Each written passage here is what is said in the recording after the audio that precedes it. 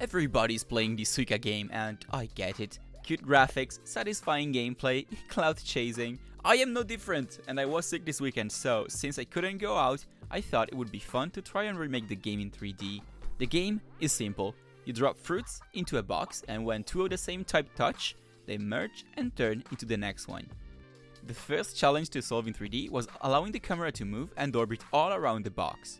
I could have just used two empty game objects as hinges and use them to rotate and move the camera around.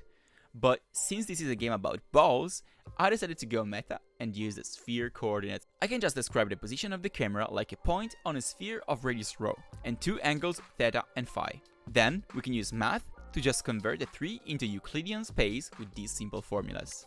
I then made the box in Blender and decided to go for a flat look. So I took a big ball and gave it a gradient material to serve as the sky.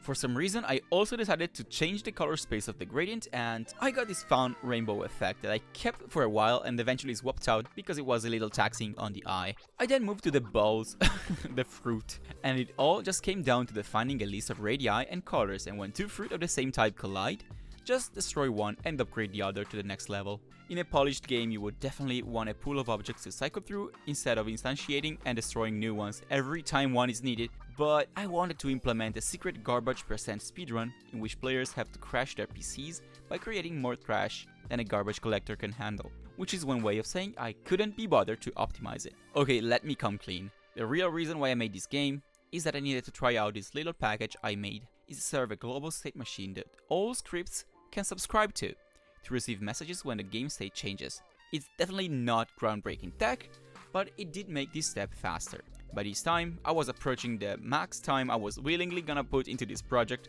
so I slapped some very bad UI together and called it a day. The last thing I did, and probably the most satisfying part of the entire project, was the sound.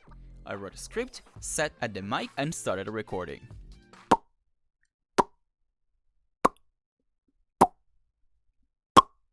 And that's the game! I put a little high score saving mechanic on it so you at least can get some sense of progression, and I was done. This was a fun way of spending a few hours working on a little game after so long. I'm finally starting to work on games again, and devlogs should be coming out soon enough, so subscribe if you're interested in that. That said, I was Peter, you were amazing, and if you decide to stick around, see you next time.